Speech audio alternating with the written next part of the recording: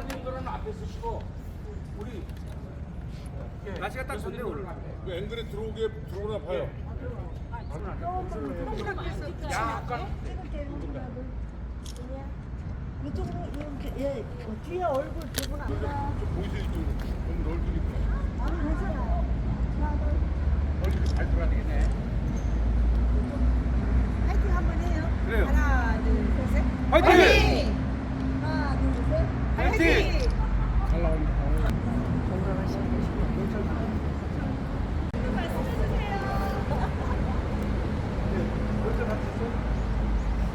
아이고 우리 일본에서 오셨어요. 이거 통역. 제가 저기 근데 일본에서 왔어요.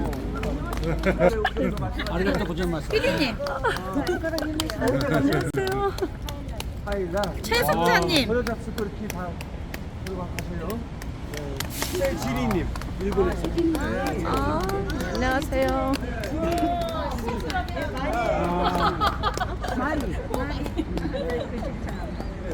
아 진짜 반갑습니다. 이름 저기 만들어드려요. 예, 다 다시. 그럼 오늘 일본에서 오신 거예요? 이번에 오신 거죠? 그러면 제가 써도 같이 드렸어요. 아니 굵게. 네. 명절 다 있어요?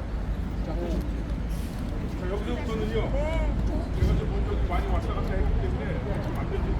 여기서부터는 변호사님 중심으로 양쪽에서 요 따라오는 안내 해주시고 여기 또 저기를 해주시는데 앞에 기다리고 있어요. 자, 들어오세요. 들어오세요.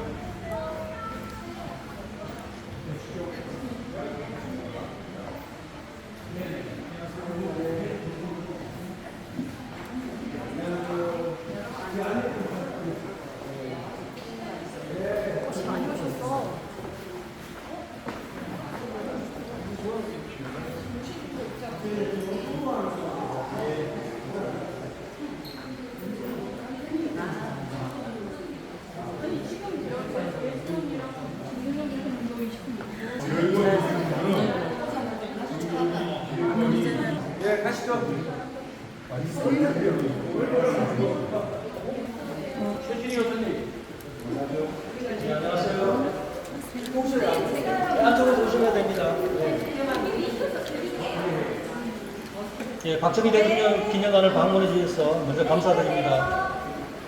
저는 안내를 맡은 전시실장 이흥무라고 하고요. 저보다 박정희 대통령에 대해서 더 많이 아시고 할 텐데 저한테 또 안내할 그 기회를 주셔서 너무 감사드립니다.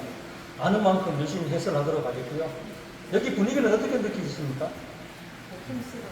고풍스럽죠. 그때 당시에 청와대 분위기를 연출했습니다. 들어오실 때 내가 대통령께서는 비행기에 걸어가시고요. 그래서 내가 청와대에 들어가서 대통령을 만나 뵙는다는 기쁨과 설렘을 갖고 그때 당시에 청와대 분위기를 연출했습니다. 그래서 이제 청와대에 들어오신 겁니다. 박정희 대통령 기념관 건립에 대해서 혹시 알고 계시나요? 간략하게 설명드리고 바로 되겠습니까? 예, 1997년도 그때 이제 대통령 선거가 있었습니다. 김대중 후보가 국내에 가서 내가 대통령이 되면은 동서화합 차원에서 박정희 대통령 기념관을 건립하겠다고 공약을 했습니다.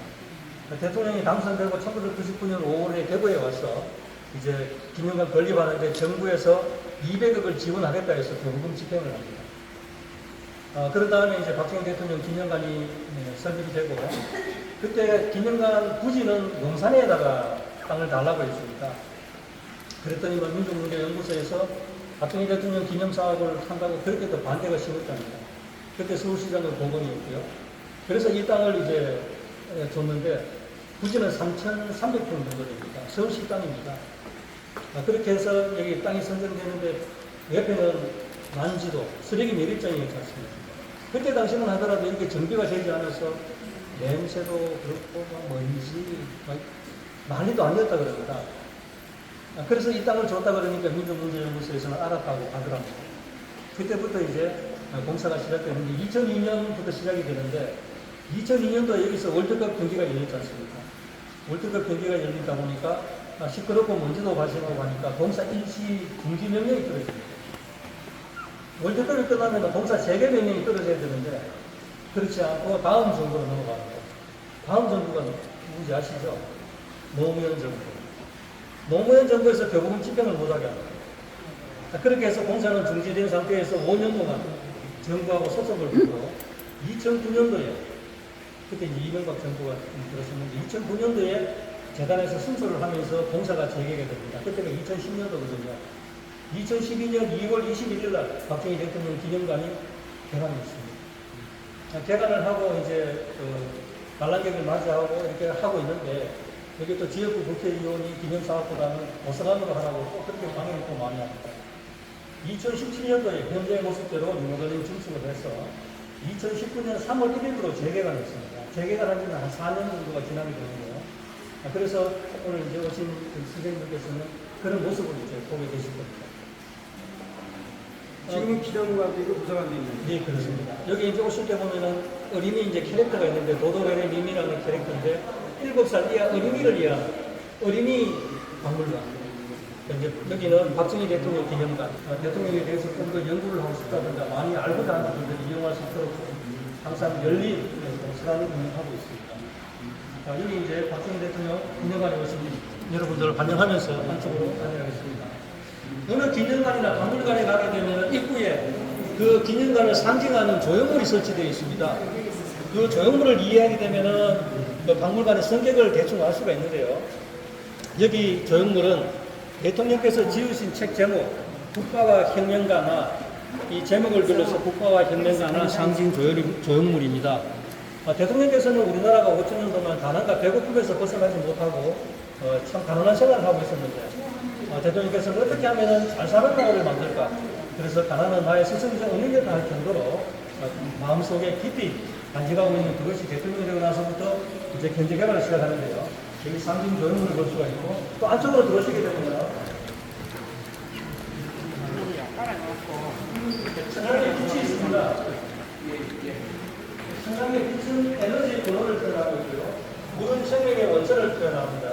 빛과 물이 만나서 대한민국을 상징하는 태극을 잉태하는 순간을 일으켰고요. 새겨진 숫자는 1961년 5일에서부터 1979년 9대 대통령을 재임 중에 돌아가셨는데 18년 6개월 동안 대한민국 국가를 경영하셨습니다. 그 연도를 새겨놨고요.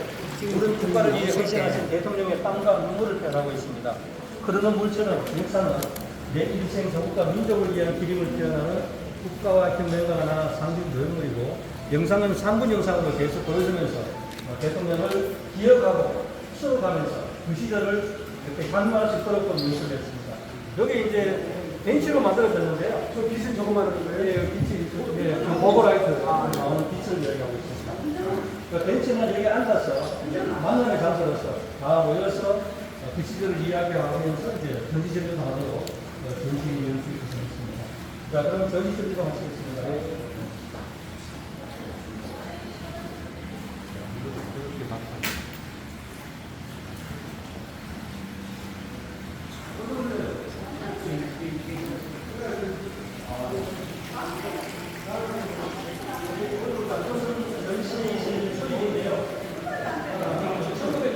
그 당시 누구나 잘 아시나요?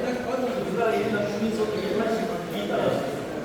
세계에서 가장 못사는 나라 국가를 내꺼들고 인도가 우리보다 못사는 나라였거든요.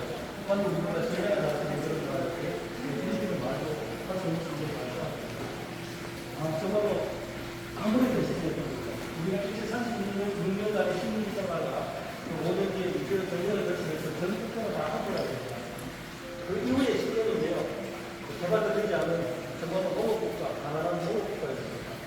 그 시대를 계산하면 안쪽으로 들어오시게 되면 그 시기를 여행하고 싶어버려요. 1990년 3.15 부동산동맹에서 대통령이 이승만 대통령이 이제 대통령에서 하야를 하고 불법이 난무했고 부정선거 생활고 시달리고 1960년대의 그 시대 상황을 보시면 되겠습니다. 산에는 나무가 없어서 민둥산이고 질병, 먹을 것이 없어서 보릿고기를 넘어야 됐었고 아무랬던 시대 그렇게 표현되어 있습니다. 보리채도 있고 기근. 더 이상 조국과 민족의 운명을 맡길 수 없다고 단정하고 지금 현대 분들은 이게 뭔지 잘 모르시는 우리 목소리 큰 우리 저 최도환 한번 욕을 하는 예. 예. 그거 와서 읽어보세요. 부장님 오세요, 부장님. 얼른 오세요. 그, 한번 읽어보세요. 해명 공약. 크게. 예, 예.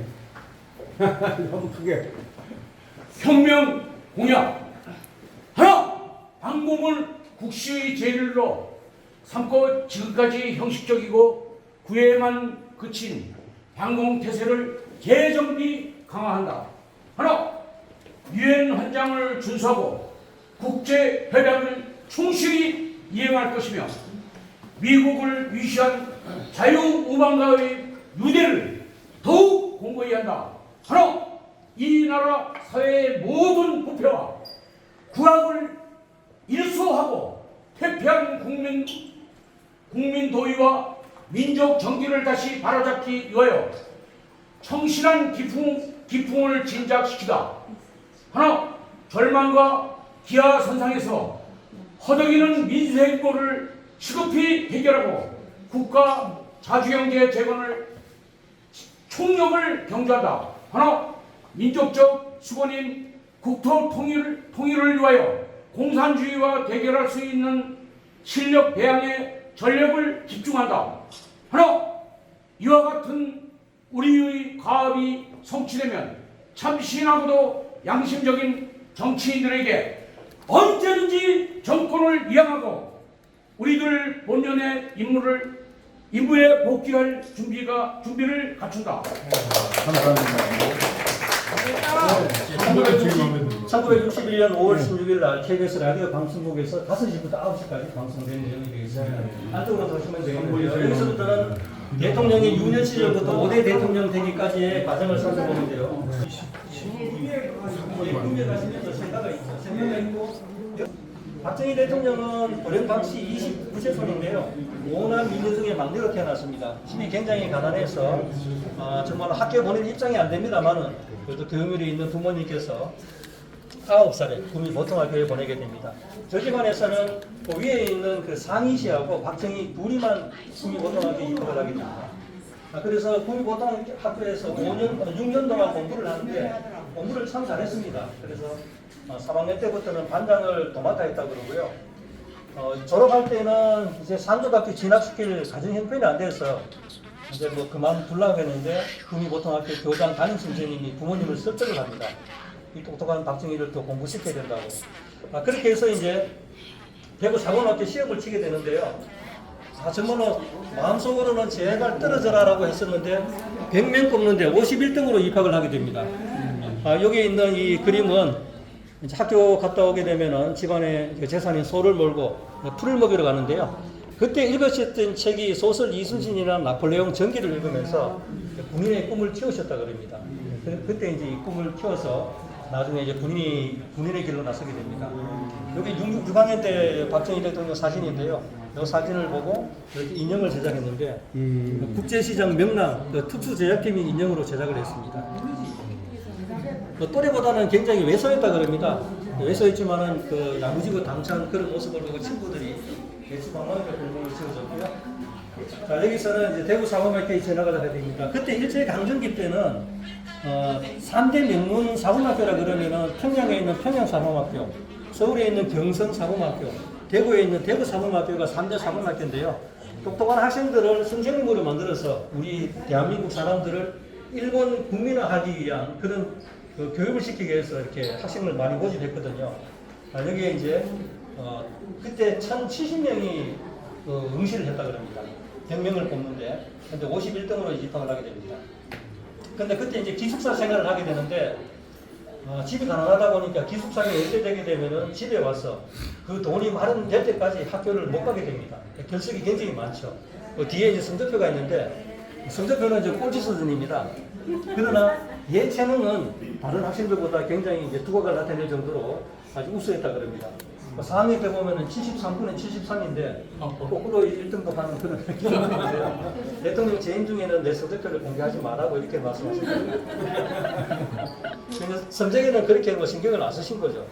자, 여기는 나팔을 잘 불러서 나팔 1인자를 불렀고요.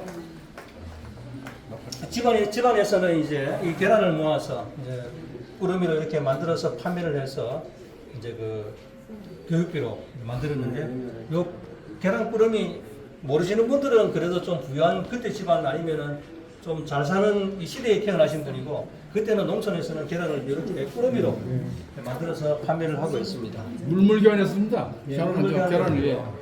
자, 사범학교를 졸업하고 5년 동안 이제 공부를 하고 난 다음에 선생님이 되기 위한 길에 나서게 됩니다. 문경공립 보통학교 교사로 부임하게 되는데요. 그때 사범학교를 졸업하면은 3년 동안 의무적으로 선생님으로 복무를 해야 된다 그럽니다. 여기서 문경공립 보통학교 제자들이 선생님을 어떻게 기억하고 있느냐 하면은 굉장히 엄했지만은 가슴이 따뜻했던 그런 선생님으로 기억을 하고 있고, 선생님의 꿈을 물어봤습니다. 꿈을 물어봤더니만 전장에 나가 용감히 싸워 이기는 대장이 되란다라는 군인의 꿈을 얘기했고요. 그래서 3년 동안 제자를 양성하고 난 다음에 본인의 꿈을 찾아서 군인의 길로 들어서게 됩니다. 그때 나이가 23살인데요. 그때 당시에 군인이 되기 위해서는 정년기가 17세에서부터 20세까지가 정년기였다 그럽니다. 박정희 대통령은 그때 23세에 군인의 길로 들어서거든요. 굉장히 늦은 그런 나이입니다. 그때 이제 도움을 준 분이 대구 사범학교 교련 선생님인 그 아리카와 대사가 이렇게 도움을 많이 줬다 그러죠. 그래서 만주로 떠나게 됩니다. 여러분 만주 다 아시죠? 그 이제 우리가 일반적으로 이야기하는 그 만주에서 개장사했다는 그런 얘기 말고요.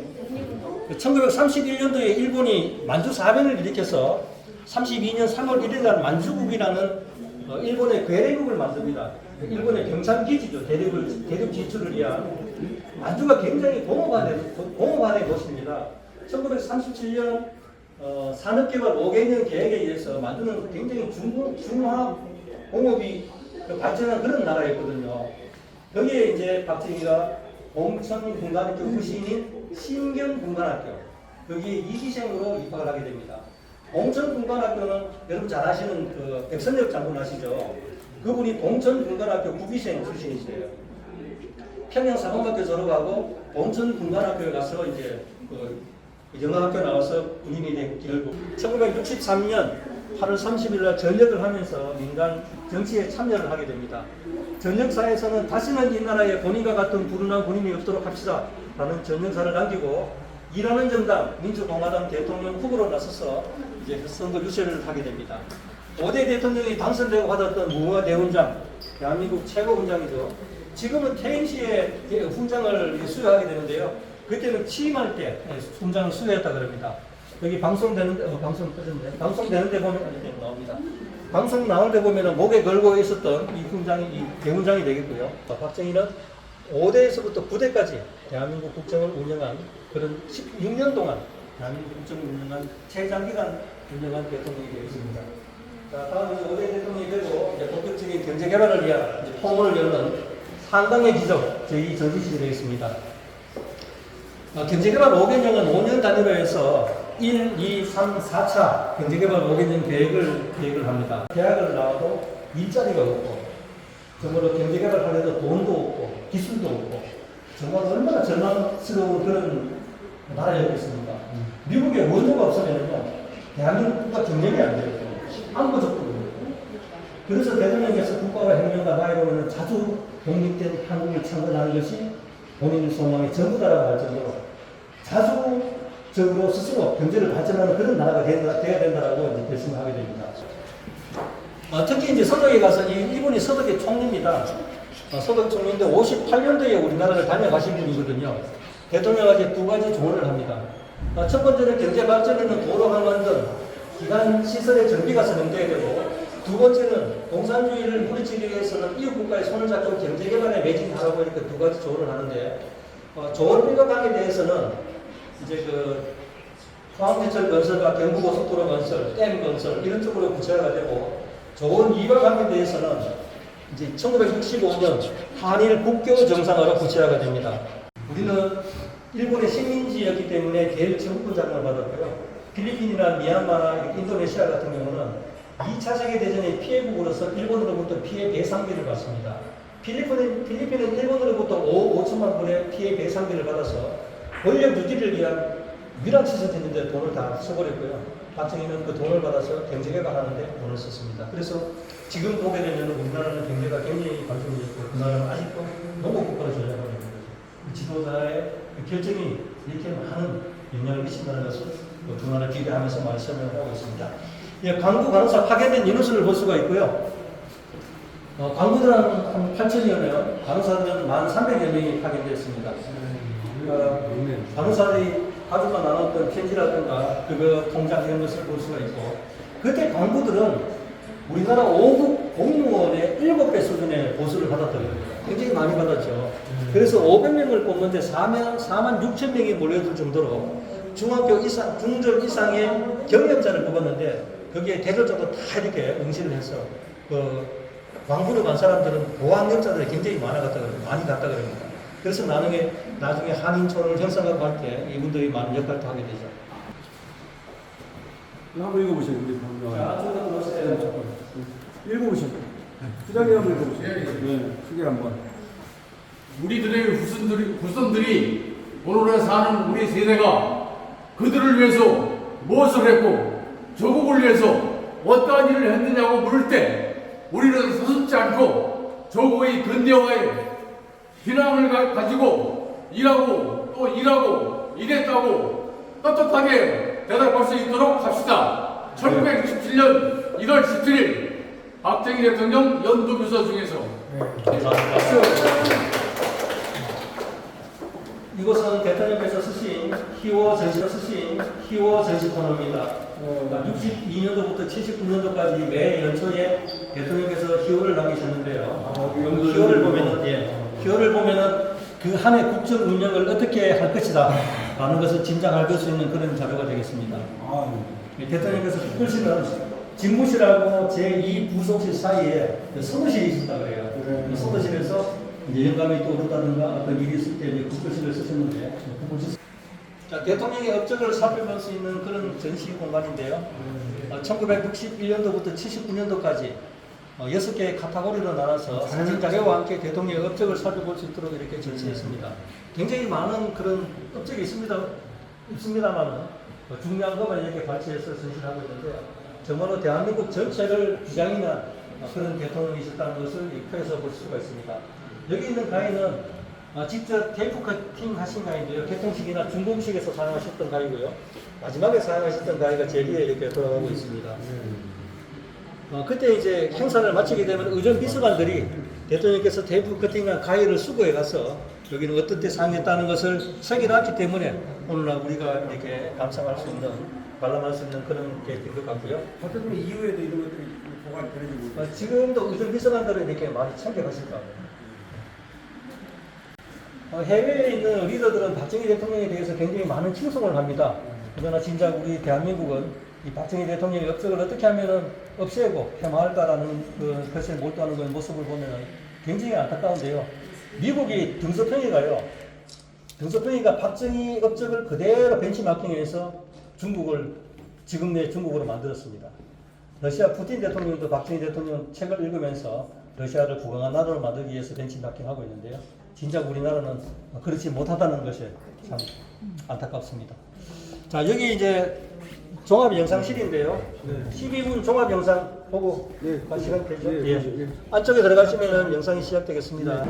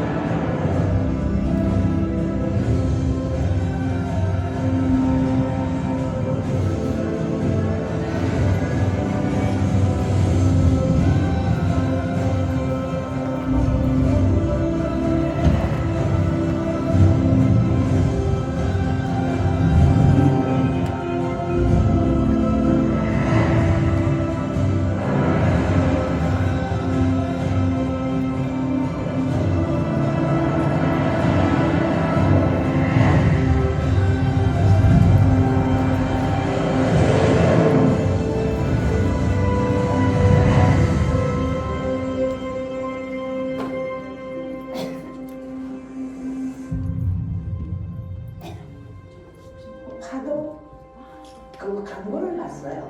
아, 간호사가 선진국을 경험할 수 있는 좋은 직업이고 또 봉사할 수 있는 좋은 직업이다. 고속도로가 되면은 통행이 빨라지니까 반대를 했죠. 그냥 정신병 주고 저도 그냥 반대하고 했죠. 나는 모든 사람을 판단하고 1년 전보다 일하는 건 책임사를 받는 게 한 4가만 5가만 일을 잘해야 돼요. 독일에 광고를 본 사람들은 내 타임이고 지하에서 일을 한다. 먼지도 안 먹고 그런 기대를 걸고 살게 갔었습니다. 제일로 막장 지하 1000m 들어가가지고 수평으로 딱 1000m 떠났어요. 우리가 올라갈 때는 그런 데서는 제대 6개월 땄거든. 뭐 공개 올라가는데 속탄이 흘러요. 내가 머리 맞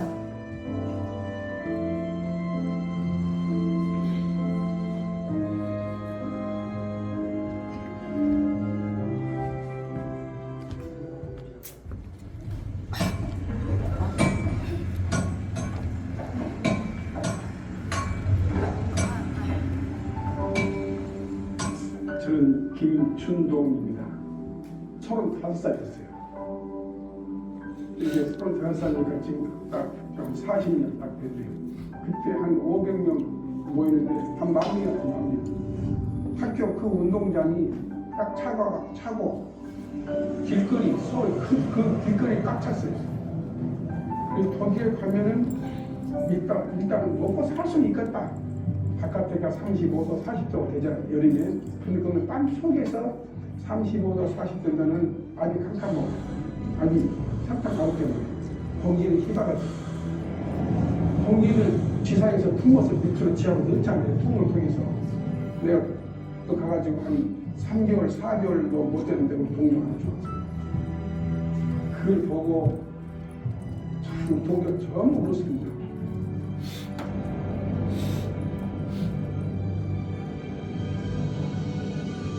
저는 김병문입니다.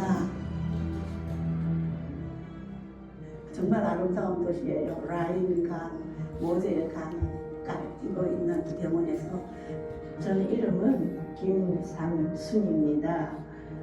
독일 가기로 결심을 했는데 부모님 설득이 너무 힘들었어요. 처음에 갈 때는 새로운 선진국에 간다는 그런 기쁨에 차 있었어요. 다리 하나가 내 체중만큼 나가는 것 같아요.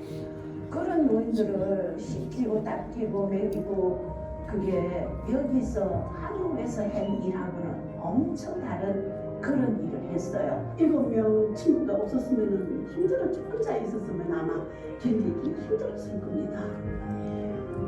남이 하기 싫어하는 일을 제가 언어가 좀 부족하고 이랬을 때 늘 먼저 달려가서 한 일도 그들에게 부지런함과 또 헌신하는 그런 모습과 또 협조하는 그런 모습과 이런 거를 보여주고 싶었어요.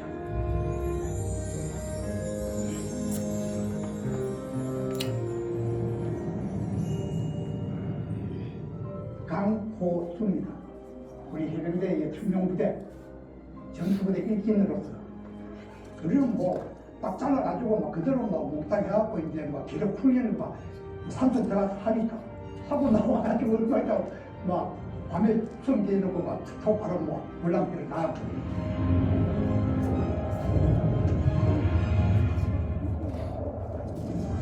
공개 올라가는데 총탄이 흘러요. 내가 머리 맞아. 이거 맞고 띵한테 손을 대복지네. 그래 버리고 그래가지고 이거 맛이 빵 먹었어 이거 맛있겠네. 빵은 안 났어. 그래 이게 피가 이거 묻으니까 다른 사람 보면 이게 빵을 한데 살아요. 그 식탄이 돌아가지고 그 철모가 이제 날아가고 거기서 치아를 잡긴 했어요. 잡길라 손가락을 벌면서 그 잡긴해서 내가 이제 이 수병으로서 우리 중지에서 최초로 단군 훈장을 받았습니다.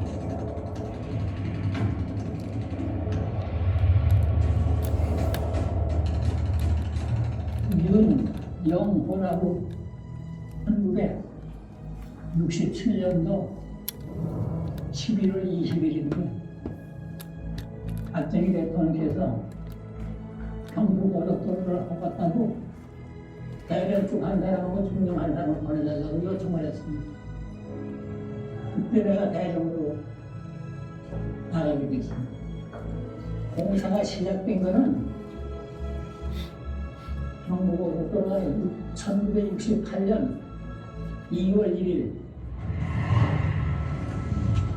1970년 7월 7일 날 종료됐습니다. 공약을 지으려면 고속도로 짓을 수 없다 이거냐. 통행이 안 되는데 어떻게 짓느냐. 그래서 고속도로를 해서 공약을 지어야 된다는 얘기를 강조하고 또 하나는 저 도시 발전의 현대에 빠질 거다 하는 얘기를 하십니다. 내 이름은 하사용. 난 배우지 못한다 가지고 어디 가야 뭐 내가 무슨 뭘 배워가지고 뭐 천상 농사일 때까지 모릅니다. 그래서 그때 당시 야채 농사를 내가 시작한 거예요. 하나에 이렇게 물려있는 분이 종이가 있길래 쓸만한 것을 주워보니까 이 종이 한 장의 힘이 얼마나 크냐는 것을 그때 느끼는 거야. 딴 건 소리가 와서 하겠다 그랬는데 종이 한 장이 덮여 있는 놈은 안 보러. 이 식물이라는 것도 생명이니까 이게 사람과 춥지 않게 해주면은 크는구나. 농민소득증대 특별사업 경진대회라고 대회를 했거든. 승리를 꽉 찼지. 전국실 박사가 박수 치고 끝이 났는데 대통령이 2층에 계셨다는 거. 그 대통령이 그때 처음 만나는 거예요. 대통령 누가 어떤 만나요? 대통령이 손을 꽉 잡는 거예요. 그런데 나하고 하는 말이 참 훌륭한 일이야. 이 비닐을 하고 있을 때는 도시 사람들도 1년 내에 이거 뭐 한국 뭐 지금 뭐 돈만 가지고 못 먹을겠어. 왜? 겨울이 따르고 여름이 따르고 그래요. 하여튼 박 대통령이 새마을운동을 세차하고 안 나와서 우리나라에 발전이 안 됩니다.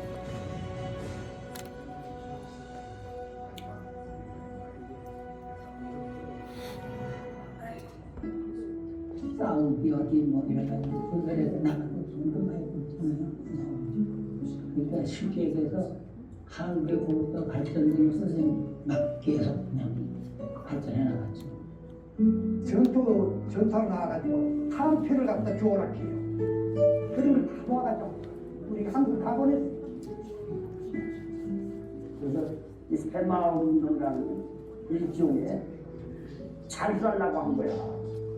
그래서 새마을운동의 본질은 잘 살기 운동이다. 밤에 일 끝나고 아침에 한 8시쯤 지상으로 올라와. 지상으로 올라오면 눈이 그 연탄 탄지에 묻어가지고 눈만 사라지 다 까보니 짐승하고 똑같아.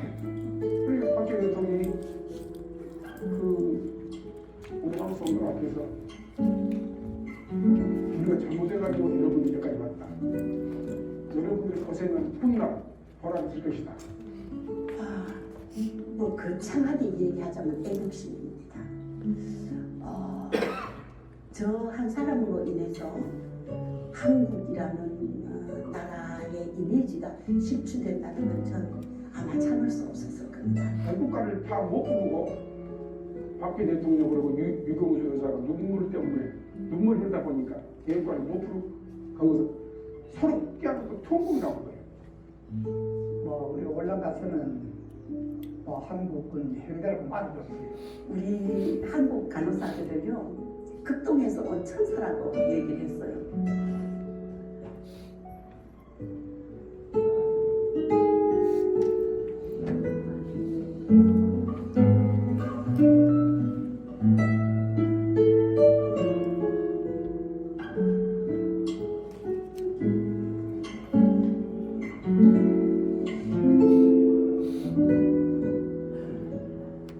박정희 대통령 각하 영원히 잊지 않겠습니다. 박수!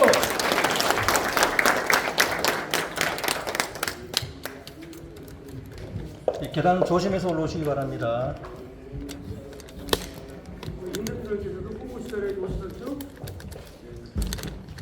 대통령의 업적을 바닥에 있는 첨색 선을 따라서 민족 중흥의 길로 명명했는데요. 길에 따라서 살펴보도록 하겠습니다. 박정희 대통령께서는 정책의 최우선 과제를 수출에 두었습니다. 수출 지향적 공업화 정책 추진을 하는데요. 그때 야당에서는 박정희 대통령이 이제 공업화 정책을 하면 수출을 한다 그러니까 다 반대를 했다 그럽니다. 그때 우리나라가 수출은 3,500불 정도였고 수입은 1억 3천만 불 정도. 그러니까 경제적으로는 파상 국가입니다.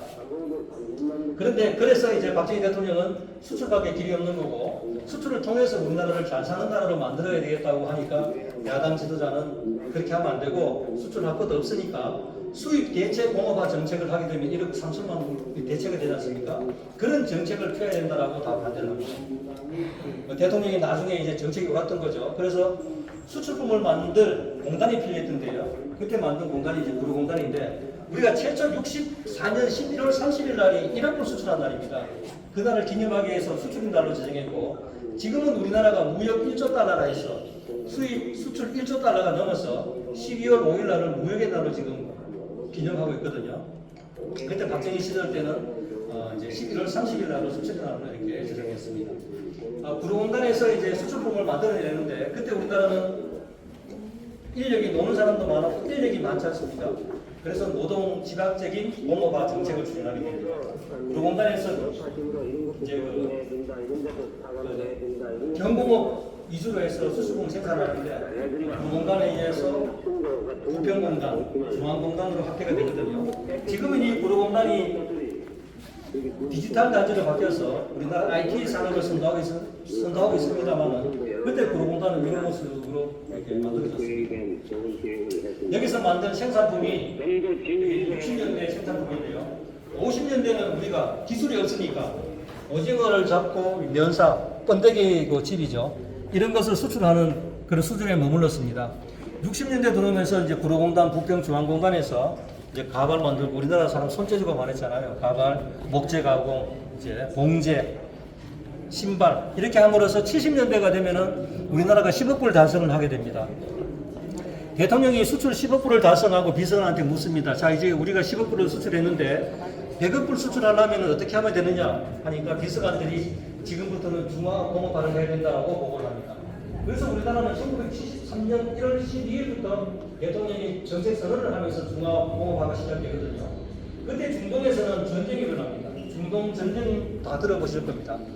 73년 중동에서 전쟁이 일어나서 기름값이 4배로 폭등해버립니다. 다른 나라들은 경제 침체가 하고 난리가 났습니다. 그때 우리가 이제 중동에 건설업체가 진출하거든요. 여기서 재밌는 에피소드가 있는데요. 정말로 우리나라가 정말로 박정희와 이병철과 정주영 이런 훌륭한 사람을 당대에 같이 내려줘가지고 우리나라가 오늘날 이기까지 이렇게 부강한 나라 만들었는데요. 73년 어느 날 대통령한테 제의가 들어갔다고 그랬습니다.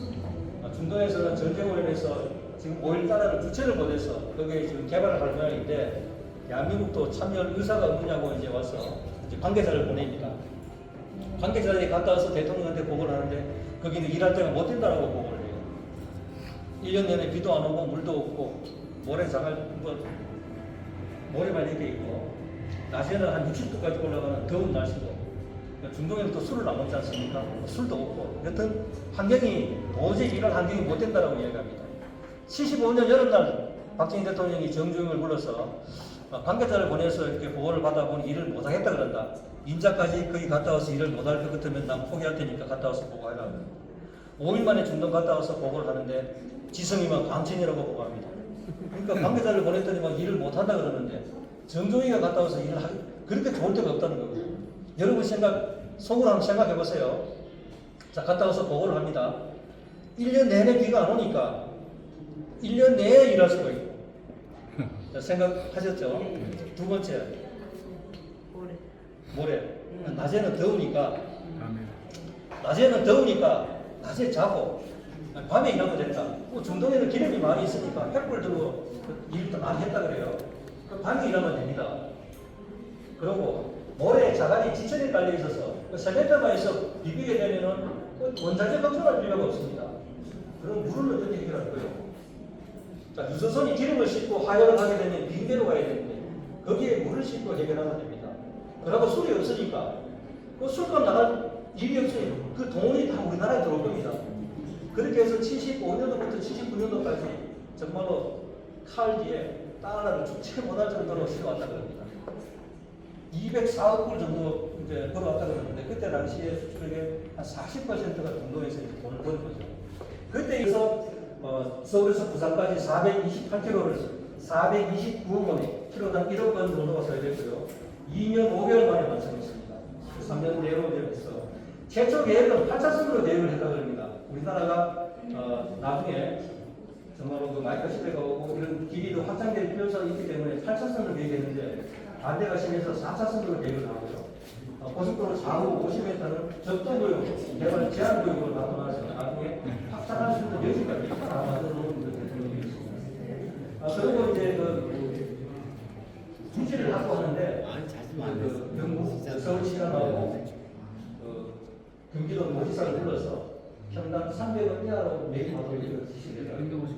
그렇게 꼼꼼하게 해서 그때 우리가 개발하는데 우리 국민들 희생도 굉장히 많았습니다. 그 희생 덕분에 오늘날에 이제 대한민국이 있었던 거죠. 그렇게 해서 서울에서 부산까지 4시간 반 만에 갈 수 있었고 우리나라는 비로소 1인 생활권 시대가 도래가 되는데 일반 국도를 이용했을 때는 15시간이 소요됐다는 겁니다. 그래서 축풍령에 가면은 축풍령 그 기념판에 이렇게 되어 있습니다. 조국 근대화의 길이며 국토 통일의 길이다라고 이렇게 되어 있습니다. 여기는 이제 대통령께서 고속도로를 건설할 때 문제점이 있으면 스케치를 이렇게 하면서 문제를 해결했는데요. 1964년도 서독에 가서 히틀러가 전쟁을 위해 만든 아우토반을 달려보시면서 고속도로에 대한 많은 구상을 해오게 됩니다. 그렇게 해서 그것이 실현된 것이 경부고속도로고 일반 그 해외 전문가들은 한국에서 고속도로를 건설하는데 기술도 없고 자본도 없으니까 저거는 10년 이상 걸릴 거다라고 다 이야기했다고 합니다. 그러나 2년 5개월 만에 완성했죠. 최단 거리의 최소 비용으로. 이 고속도로와 비교되는 게 일본 도메이 고속도로와 많이 비교를 하는데요. 일본 도메이 고속도로는 346km인데 7년 소요가 되고요. 키로당 한 7억 정도가 소요가 되어 있습니다. 물론 그것은 6차선으로 개통했습니다만 그런 일본 고속도로와 많이 비교를 하고 있습니다. 자, 다음 이동하시겠습니다. 다음은 새마을운동 코너입니다. 새마을운동은 잘살기 운동이자 우리 국민들의 의식개혁 운동이었는데요. 전국을 33,267개의 부락으로 나눠서 부락당 336포대의 세멘트를 내려줘서 마을 환경 개선 사업을 하도록 합니다. 그 세멘트를 받은 부락에서는 그 세멘트를 가지고 잘 활용한 마을도 있었고 그렇지 못한 마을도 있었습니다. 잘한 마을은 다음에 조사를 해서 다시 철근 1톤과 세멘트 500포대를 내려줘서 또 이제 경계를 하게 됩니다. 그 마을은 굉장히 이제 발전을 하게 되겠죠. 길도 넓히고. 그렇지 못한 마을은 연마을을 보면서 이제 우리한테는 지원을 해주지 않지라는 또 불평 불만이 많이 쌓이게 됩니다. 대통령께서는 새마을운동만큼은 정말로 신선불벌에 의한 잘하는 마을은 정부에서 적극적으로 지원하고 잘하지 않는 마을은 지원을 중단함으로써 차별화된 정책 지원을 통해서 성공한 이 운동이 새마을운동이 되겠습니다. 새마을운동을 통해서 농촌에 소득이 증대되고 하다 보니까 소득이 증대되고 하다 보니까 이 농촌의 새마을운동은 도시로 학교로 공장으로 지금 전 세계적으로 전파가 됐는데요. 이 박정희 대통령께서는 근면, 자조, 협동을 생활화해서 하늘을 스스로 돕는다는 그런 정신하에 이 새마을운동을 성공적으로 이렇게 이끌게 됩니다. 자, 박정희 대통령이 3대 18년간의 3대 큰 업적을 꽂아라 그러면은 포항제철 건설, 경부고속도로 건설, 새마을운동을 우리 국민들이 3대 중요한 업적으로 꼽는다 그러더라고요. 우리의 배고픔을 해결한 통일교입니다. 60년대 말까지만 하더라도 우리 국민들은 보리가 익을 때까지 정말로 보리고개를 넘어야 됐었는 그런 시절이 있었는데요. 72년도에 통일교가 개발되고 75년도가 되면은 주곡인 살 자급자족이 됩니다. 그래서 우리 국민들이 76년도부터는 살 막걸리를 먹을 수 있었는데요. 그 덕분에 이제 통일교 개발이었고, 물론 통일교는 찾은 맛은 없습니다. 그때 우리 국민들은 뭐 아키바리 살이라든가 이런 그 찾은 살을 많이 드셨는데요. 이 통일교는 그 알랑미 같이 그 동남아시아 살같이 찾은 맛은 없었지만은 소출이 굉장히 많이 돼서 우리 배고픔을 해결을 해주는 그런 역할을 한 사리 통일배가 되겠습니다. 물을 가두는 방법은 댐을 만들어서 접수지를 만들어서 물을 가두는 방법과 산에 나무를 심어서 비가 많이 올 때 나무가 물을 먹고 있다가 이제 가물 때 물을 내주는 두 가지 방법이 있습니다. 그 두 가지를 다 성공한 게 대통령이 되겠고요. 우리가 1948년 5월까지만 하더라도 북한으로부터 전기를 받았었습니다. 우리나라는 발전소도 없었고 북한에는 공업화된 그런 곳이 없고 숙풍 발전소 이런 수력 발전소가 굉장히 많이 있었죠. 1948년 5월까지만 하더라도 북한으로부터 전기를 받았었는데 일반적으로 전기를 안 보내주게 됩니다. 1948년 5월 10일 총선거가 있었죠. 그 이후에 우리는 이제 전력난에 시달리게 되는데요. 박정희 대통령 1979년도가 되면은 전 국민이 전력난으로부터 해소가 되거든요. 그 전까지만 하더라도 굉장히 전력 때문에 굉장히 고생이 많았습니다. 그래서 대통령은 1968년도에 원자력 발전소 개발 계획을 발표를 합니다. 그때 이제 만들어진 발전소가 월성고리 발전소입니다. 월성고리 발전소에서는 그 중요한 역할을 하는 게 있습니다. 핵무기를 만드는 재료, 플루토늄을 추출 가능한 것이 월성고리 발전소입니다. 그래서 이제 지금 그 월성 탈원전하면서 그 발전소를 중지시키는데요. 나중에라도 이제 우리나라가 핵무기를 만들라 그러면 월성고리 발전소를 이제 가동해야 되고 거기서 나오는 제철을 하면 플루토늄이 생산 가능한 그 플루토늄을 통해서 이제 핵무기도 만드는 그런 역할을 하는 것이 월성고리 발전소라고 이해하시면 되겠습니다. 그런 내용을 여기 전시를 하고 있고요. 여기는 과학기술 분야 코너가 되겠습니다. 대통령께서는 과학기술을 이용해서 그 과학기술을 이용한 산업기술에 있다고 생각하시고 과학기술 진흥 정책을 펼치게 됩니다. 우리나라가 1964년도부터 73년도까지 베트남에 파병하게 되는데요. 그게 너무 고마워서 미국의 존슨 대통령이 우리나라에 공과대학을 하나 지어주겠다고 제의를 합니다. 그러나 대통령께서는 공과대학보다는 과학기술을 연구할 수 있는 연구소를 지어달라고 제의를 합니다. 그렇게 해서 만들어진 연구소가 키스트가 되겠습니다. 키스트가 만들어 놨으니까 거기에 근무할 과학자가 필요한데요. 해외에 나가 있는 과학자를 모셔오는데 그 과학자들은 그 나라에서 굉장히 안정적인 생활을 하고 있습니다만 대통령의 부름이 기꺼이 우리나라에 들어오게 됩니다. 대통령은 좋아하는 모습을 주고 이 과학자들을 모시고 오게 되는데 이분들이 우리나라 경제경을 하는 과학적인 뒷받침을 하는 큰 성과를 거두게 되죠. 또 우리나라가 공업하는 과정에서 전문 인력이 필요하지 않습니까? 그렇게 이제 공고라든가 공과대학, 공업전문대 기술로 이런 것이 만들어지면서 매년 5만 명의 전문 기술 인력을 양성하게 되고 그 인력들이 1977년도 기능올림픽에서는 종합 우승을 하게 됩니다. 종합 우승을 하게 온 그 선수들을 다 퍼레이드를 통해서 이렇게 격려도 하고 있었는데요. 지금은 저런 모습을 볼 수 없었습니다만 1969년도에 미국의 닉슨 대통령이 광화문에서 닉슨 독도대를 발표를 합니다. 아시아 전쟁에는 다시는 개입하지 않을 뿐만 아니라 아시아 국가에서는 스스로 안보의 책임을 져라 하면서 우리나라에서는 1970년 미 출사단 2만 명을 철수로 시켜버립니다. 우리는 안보를 미국에 많이 의존하고 있었는데 미국이 철수대로 하다 보니까 안보에 불안이 많이 발생하게 되죠. 그럼 우리나라가 1973년도에 중화공화국 정책을 선언하면서 이제 방위산업까지 육성한다고 말씀드렸는데요. 개인하기는 개인이 갖고 있는 화기를 거기다가 미사일 개발을 시작합니다. 여러분 미사일이 얼마나 중요한지 아십니까? 북한에서 ICBM 계속 그 시험 발사하고 하는 것은 왜 시험 발사를 했습니까? 핵무기를 탑재해서 멀리 보내기 위해서 만드는 거거든요. 그래서 박정희 대통령께서도 핵무기를 다 생각하고 계시잖아요. 그 시를 나눌 수 있는 도구, 미사일이 필요했거든요. 그래서 76년도가 되면서 역전이 되거든요. 그래서 박정희 대통령은 북한에다가 평화 공세를 하면서 북한을 압도하기 시작합니다. 그러나 북한은 육성을 위한 터이도록 이제 보이고 반응이 없죠. 74년도에 빵꾸를 봐서 우리나라를 도발할 거라고 누구나 생각했겠습니다. 이 사진을 보시게 되면 우리나라가 북한보다 얼마나 잘 사는지를 볼 수가 있겠죠. 여기 편향이 우리나라의 야간 조명이 불밝히는 이 나라를 보면은 격세지감이 있을 겁니다. 1960년대까지만 하더라도 우리나라는 북한보다 3배나 못 살았습니다. 자, 사회보장제도인 의료보험제도가요, 1963년도에 도입되어 있습니다. 다 놀래더라고요. 그때 먹고 살기도 힘든 그 시대에 의료보험 제도를 도입했다고 하니까 다 놀리는데 지금은 우리 전 국민들이 직장 의료보험 제도 혜택을 받고 전 세계인도 부러워하는 건강보험 제도를 우리 국민이 누리고 있지 않습니까? 지금은 다 강제 가입입니다만 예, 그러니까 못 외우면 집에 안 보내주지 않습니까?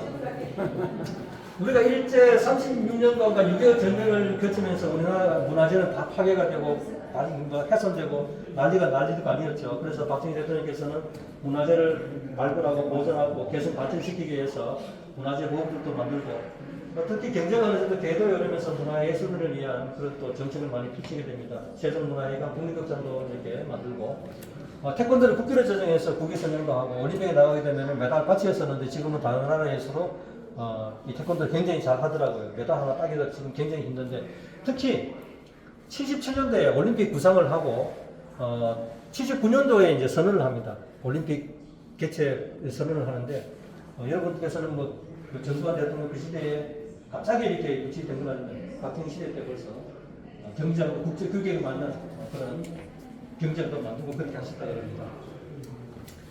자, 여기는 베트남 파병입니다. 우리가 잘 알고 있는 월남전쟁이 지금은 공식적인 명칭이 베트남 전쟁으로 바뀌었고요. 1964년도부터 73년도까지 8년 8개월 동안 국군 32만여 명과 민간 기업들이 베트남에 파병을 해서 베트남 특수를 누리게 됩니다. 이 베트남 특수 덕분에 우리나라가 경제개발하는데 많은 재원을 끌어오게 되거든요. 그래서 우리나라 군 장비 현대화도 베트남 파병에 의해서 이루어지게 됩니다. 그때 군인들이 가면서 받은 이 급여라든가 이런 것이 우리나라 이제 외환 보유고가 되고 경제개발에 도움이 되고 민간 기업들은 거기 가서 노무 활동도 하고 또 도로도 닦고 이렇게 했는데 그때 축적된 기술이나 경험이 나중에 75년도에 중동 진출할 때 큰 또 역할을 하게 됩니다. 그래서 그때 이제 베트남 특수를 누르면서 우리 군인들이 먹었던 전투 식량이 시레이션입니다. 이분들이 이제 시레이션을 먹었거든요. 근데 기름기가 많고 하다 보니까 우리 식성에 맞지 않았습니다. 그때 개발된 것이 K레이션, 김치 통조림, 장조림 이런 것이 그때 개발됩니다. 기술이 없으니까 다른 그 선진국의 지원도 많이 받고 해서 그 통조림을 만들어서 베트남에 가는데 그 베트남에서 이제 우리 군인들이 K 통조림을 K 시레이션을 먹고 K레이션을 먹고 사기가 많이 이렇게 높여졌다 그러고요. 여기 있는 바닥에 있는 이 그림이 왜 이렇게 그려놨겠습니까? 이 중대 방어 전술 기지인데요. 대한민국 국군만이 운영했던 방어 전술 기지랍니다. 이게 중대가 일개 연대급을 48시간 동안 방어할 수 있는 이 중대 방어 전술 기지인데요.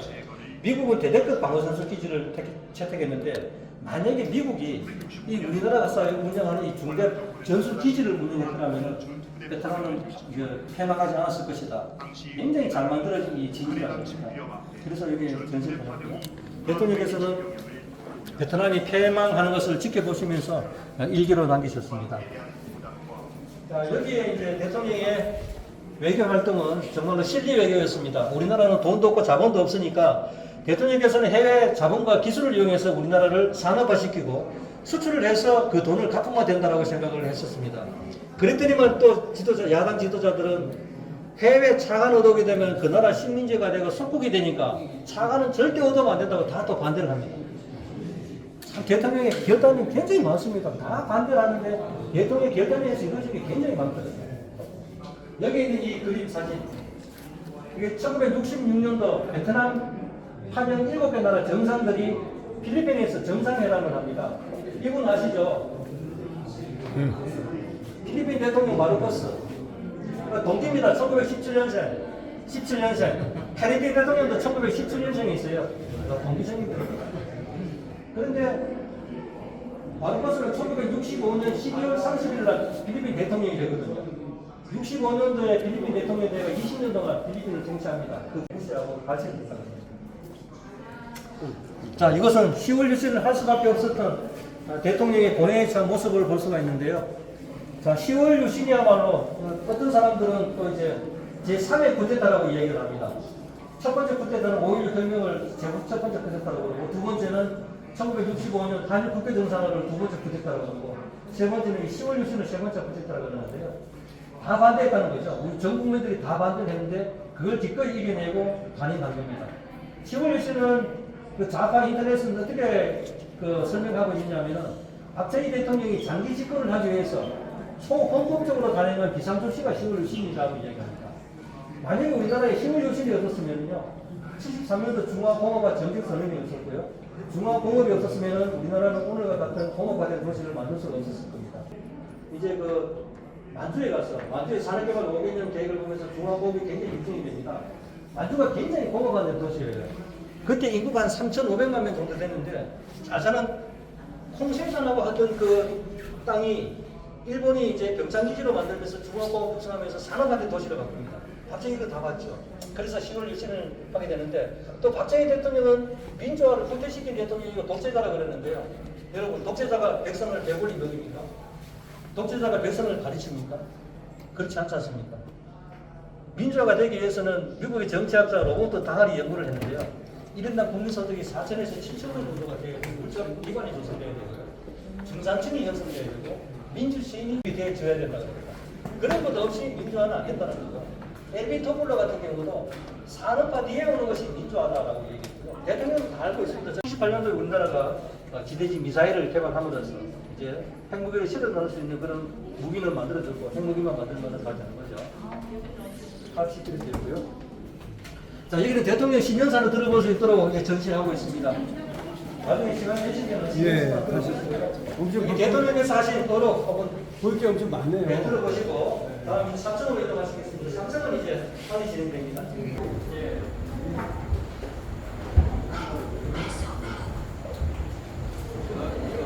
대통령에 대한 의사를 대한민국 5대 대통령부터 9대 대통령까지 연구하셨고 유경수 여사님은 38살에 연구인이 되셔가지고 11년 동안 대통령을 내세우셨다가 1974년 8월 15일 날 문세광이 손수탄의 운명을 장려하시게 됩니다.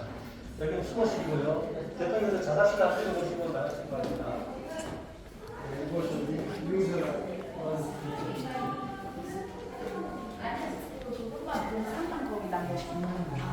근데 없어졌다는 것 같더라고요. 그러니까.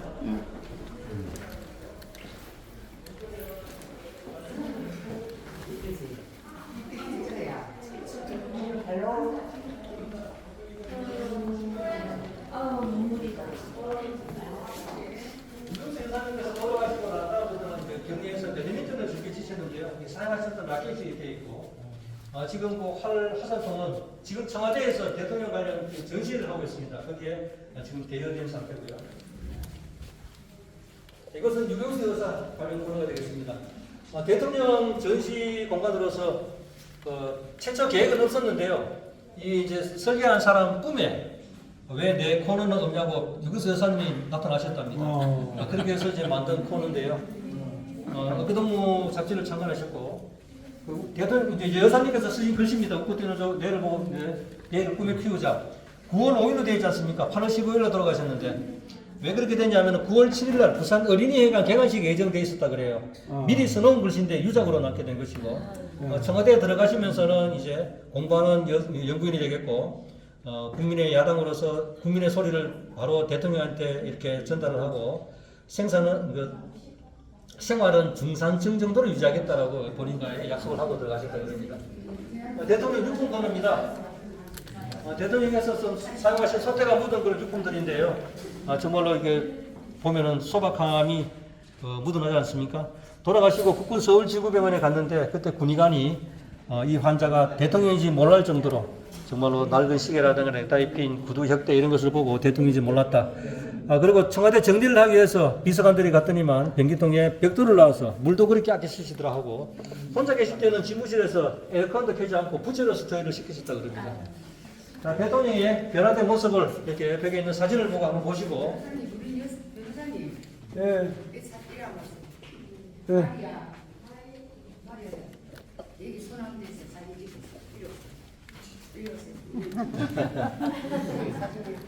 그걸 받아가셔야지. 기를 받으셔야지. 기 받으셔야지. 말이 어서 찍어. 어서 말을 해.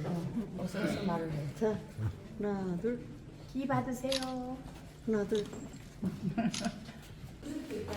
자, 이것은 집무실인데요. 대통령 책상 뒤에는 세계 지도가 이렇게 걸려 있었고요.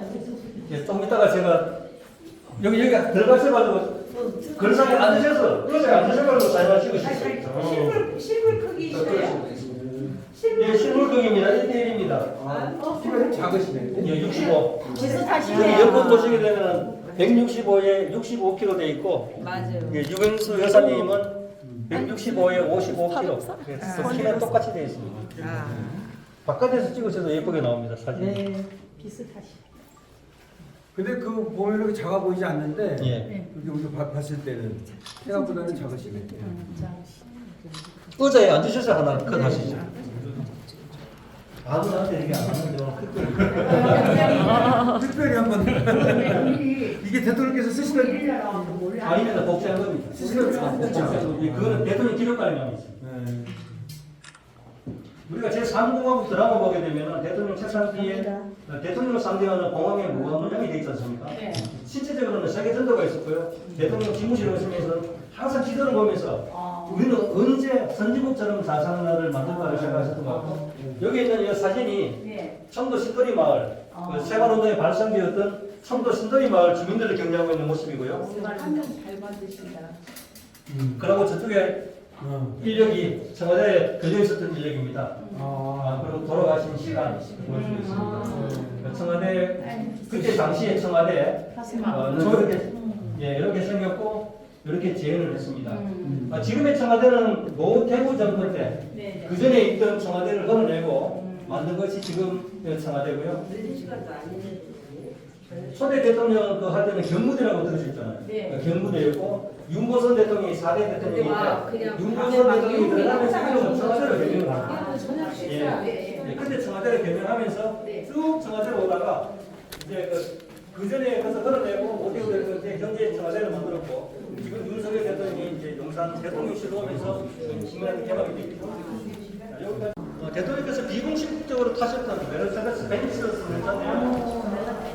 벤츠사에서 만든 차 중에서는 이게 전장이 제일 긴 차입니다. 2,600 맞습니다. 2,677대 생산했는데요. 그 중에 한 대가 이 차가. 여기까지 해서 박정희 대통령 소개를 하셨는데요. 너무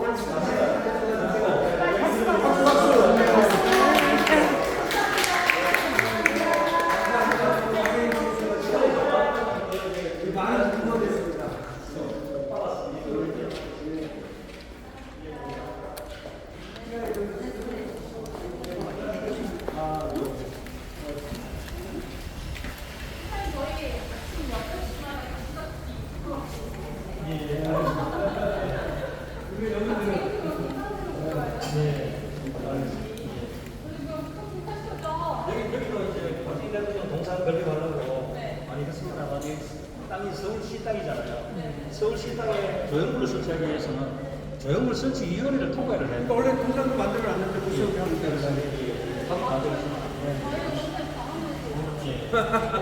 여기는 이제 어린이를 위한 도서관, 그런 도서관인데요. 어린이들이 연락도 하고 여기 카페죠, 카페. 여기는 카페. 카페는 6737인데요. 왜 6737이냐면 5.16부터 12년까지 일수로 계산하면 6,747일. 그래서 6737 카페라고 이름을 6737을 저기 편집하셨다고? 여기 그러면 여기 지금 카페 하는 거고? 지금 이제 11시 30분부터 2시 30분까지 주중이가 나오고요. 주말에는 이제 5시 반까지. 박정희 대통령에 대해서 좀 더 연구를 필요하고 많이 알고 싶은 분들은 박정희 도서관을 이용하고 있고요.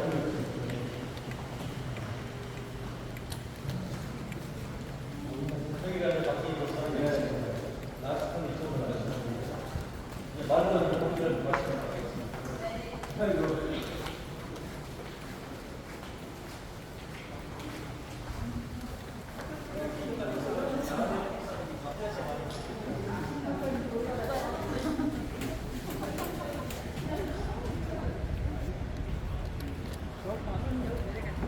여기 이제 밑에가 옛날에 오세훈 시장이 있을 때 저희 랜드마크 만들고 했다가 무산되고 지금 이제 개발 추진한다고 말씀드렸는데 적당히 이 땅이고요.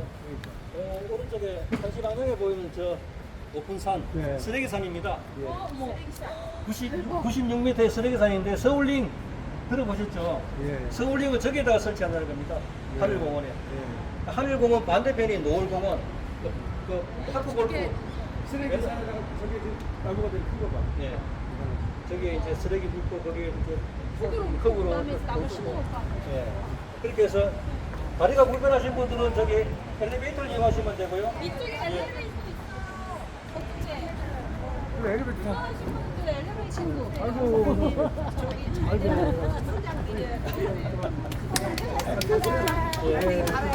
예, 알겠습니다. 고맙습니다. 예, 예. 고맙습니다.